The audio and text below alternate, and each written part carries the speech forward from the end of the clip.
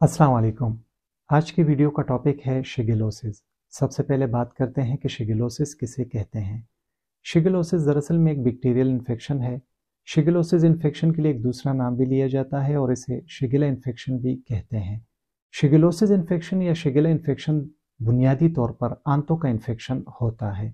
अभी हम बात करते हैं कि वो वजह क्या है जिसकी वजह से शिगेलोसिस इन्फेक्शन होता है। तो दरअसल में ये शिगेलोसिस एक बैक्टीरिया की वजह से होता है और इस बैक्टीरिया का नाम है शिगेला।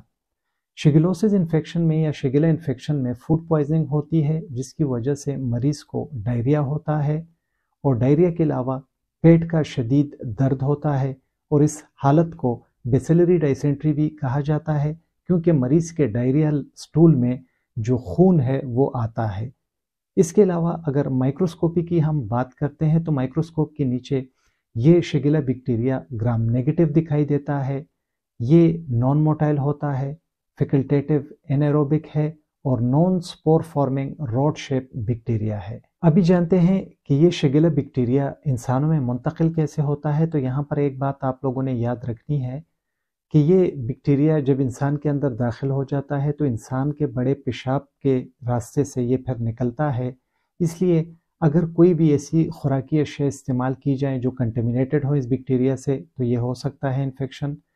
इसके अलावा अगर पानी कंटेमिनेटेड है और वो पिया जाए तो इन्फेक्शन हो सकता है, या किसी ऐसे स्विमिंग पूल में नहाया जाए जिसका पानी कंटेमिनेटेड हो इस बैक्टीरिया से और वो पानी गलती से बंदा निगल ले तो भी ये इन्फेक्शन हो सकता है। अगर हमारे हाथ कंटेमिनेटेड हों इस बैक्टीरिया की वजह से और इन हाथों को ठीक तरह से ना धोया जाए तो कंटेमिनेटेड हाथों से भी ये इन्फेक्शन हो सकता है। अभी जानते हैं कि जिन मरीज़ों को शिगेलोसिस हो जाता है तो उनमें अलामात क्या होती हैं। तो मरीज़ को बेसिलरी डाइसेंट्री होती है और इसमें मरीज़ के डायरिया में खून आता है और साथ साथ म्यूकस भी आता है। इसके अलावा मरीज़ को बुखार होता है, पेट का दर्द होता है, मरीज़ को उल्टियाँ होती हैं और मरीज़ बार बार बाथरूम के लिए जाता है क्योंकि उसे ऐसा महसूस हो रहा होता है कि उसे बड़ा पेशाब आ रहा है। अगर शिगेलोसिस इन्फेक्शन का इलाज वक्त पर ना किया जाए तो इसकी वजह से कुछ पेचीदगियाँ भी हो सकती हैं और वो पेचीदगियाँ हैं कि मरीज़ को हिमोलिटिक यूरेमिक सिंड्रोम हो सकता है, रिएक्टिव आर्थराइटिस हो सकता है, जिस्म में पानी की मिकदार कम हो जाती है, पीछे की शर्मगाह से खून निकलता है, मरीज़ को झटके आते हैं और ये ज़्यादातर बच्चों में होता है और इसके अलावा सेप्सिस भी मरीज़ को हो सकता है। तशख़ीस के मुतालिक बात करते हैं कि कौन से टेस्ट हो सकते हैं शिगेलोसिस इन्फेक्शन में शिगेला के मुतालिक जानने के लिए।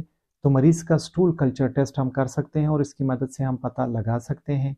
अगर बात करें कि किस तरह से हम शिगेलोसिस से ख़ुद को बचा सकते हैं, इस इन्फेक्शन से ख़ुद को बचा सकते हैं, तो जब भी बच्चे का डायपर चेंज करें तो किसी एंटीसेप्टिक सोप से बाद में फिर अपने हाथों को धोएं। बाथरूम अटेंड करने के बाद एंटीसेप्टिक सोप से अपने हाथों को धोएं। इसके अलावा अगर घर में कोई भी खुराकी अशिया आप ला रहे हैं तो उसे ठीक तरह से धोएं पानी से और ठीक तरह से उसे पकाएं। स्विमिंग पूल में अगर आप जा रहे हैं स्विमिंग करने के लिए तो कोशिश करें कि वहाँ का पानी आप निगले नहीं, वरना ये इन्फेक्शन हो सकता है। इलाज के मुतालिक जानते हैं कि शिगेलोसिस का इलाज क्या है। तो जब भी कभी ऐसी हालत हो तो किसी जनरल फिजिशियन से या गैस्ट्रोएंट्रोलॉजिस्ट से रब्ता करें, उसकी बताई हुई अद्वियात और हिदायत पर सख्ती से अमल करें। इसमें मरीज़ को कहा जाता है कि वो ORS का इस्तेमाल करे जिसे ओरल रिहाइड्रेशन सॉल्यूशंस कहा जाता है। इसके अलावा मरीज़ को हम एंटीबायोटिक्स दे सकते हैं जिसमें ज़्यादातर सिप्रोफ्लॉक्सासिन तजवीज़ की जाती है जो कि काफ़ी मौसर है। इसके अलावा मरीज़ से ये भी कहा जाता है कि आप ज़्यादा से ज़्यादा फ्लूइड्स का इस्तेमाल करें ताकि जिस्म में जो पानी की मिकदार कम हुई है वो मिकदार पूरी हो सके। बहुत ज़्यादा शुक्रिया MLT हब विद कामरान देखने के लिए। वीडियो पसंद आई हो वीडियो को लाइक करें, दोस्तों के साथ शेयर करें। हमारे channel MLT hub with Kamran को सब्सक्राइब करें। अपना ढेर सारा ख्याल रखें। अल्लाह हाफिज़।